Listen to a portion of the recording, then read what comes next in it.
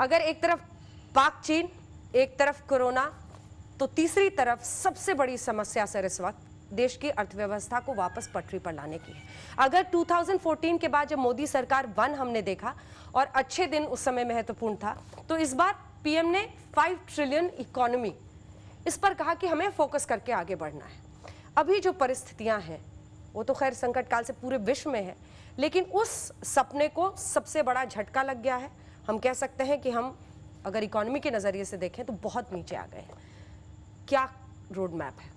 देखिए, कोरोना को हम आने से रोक नहीं सकते थे क्योंकि ये कुदरती महामारी है, नेचर लाया है इसमें, और इसके कारण विश्व भर की अर्थव्यवस्था को बड़ा झटका लगा है, भारत की अर्थव्यवस्था को भी झटका लगा है।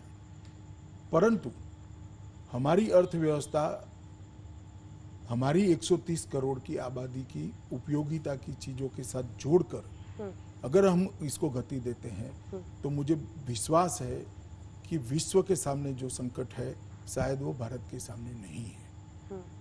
इसीलिए मोदी जी ने सारी पॉलिसी के अंदर कोरोना के समय का उपयोग करते हुए ढेर सारे बदलाव किए, आमूलचूर परिवर्तन किया। और ये सारा परिवर्तन भारत के अंदर उत्पादन बढ़ाने के लिए, भारत के अर्थतंत्र को गति देने के लिए और भारत को आत्मनिर्भर बनाने के लिए किया है। और मैं मानता हूं अगर ये रास्ते पर हम सफल होते हैं तो कम से कम नुकसान के साथ हम कोरोना के संकट से अर्थतंत्र को बाहर निकाल लिया। क्या जो आर्थिक पैकेज का ऐलान हुआ है 20 लाख करोड़ का, उसके जरिए आपको लगता है कि वो परिवर्तन आएगा?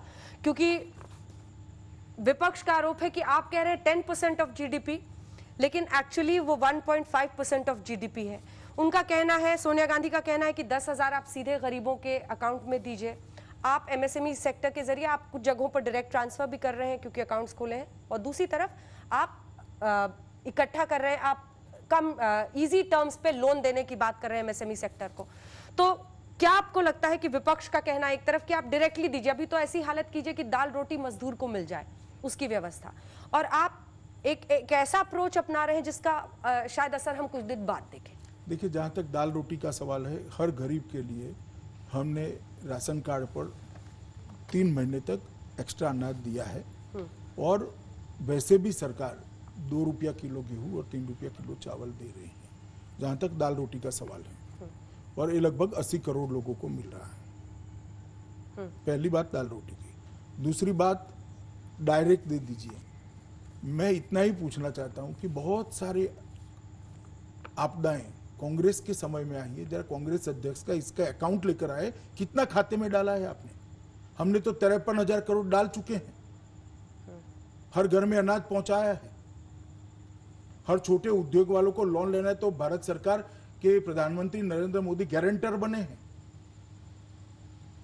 तो बैंक को लोन देने में अब कोई आपत्ति नहीं है क्योंकि भारत सरकार ने इसकी गारंटी ली है। इसकी वर्किंग कैपिटल को बढ़ाने के लिए हमने प्रयास किया है। क्या बात कर रही है कांग्रेस अध्यक्षा? सिर्फ लोगों के अंदर भ्रांति फैलाना, और 7,500 रुपया अब सूद चढ़ाकर 10,000 कर दिया। इस मुद्दे पर तो चुनाव हार चुके भैया। आप तो नारा लेकर निकले थे, देश की जनता ने रिजेक्ट कर दिया। देश की जनता को समझ में आता है कि 7,500 रुपया देने का चुनावी नारा है, जो इंदिरा जी ने गरीबी हटाओ का लगाया था, गरीबी हटी नहीं। मोदी जी ने बिजली भेज दी, शौचालय भेज दिया, बैंक अकाउंट दे दिया, घर दे दिया, इनकी स्वास्थ्य की 5 लाख तक की सारी सुविधाएं कर दी, उनका बीमा ले लिया, किसानों को 6,000 रुपया हर अकाउंट में दिया। और आप क्या नारा लगा रहे हो भाई? और क्या कर दिया 58 साल इस देश पर शासन पर रहकर? लेकिन उनका गरीब तो ढेर के ढेर रह गए। हाँ, उनका ये कहना है कि ये जो मोदी वैक्सीन है ये तुरंत अभी काम नहीं करेगा, इसका असर बहुत दिन लग जाएगा। आपकी क्या अपेक्षा है? वो हमारी प्रशंसा करेगी क्या? आपको इसमें आश्चर्य क्या हो रहा है? उनको यही करना है। अंजना जी, आप ये अपेक्षा करती है कि सोनिया जी मोदी सरकार ने बहुत अच्छा किया, फिर से चुना कर ला दो, ऐसा कहेगी क्या?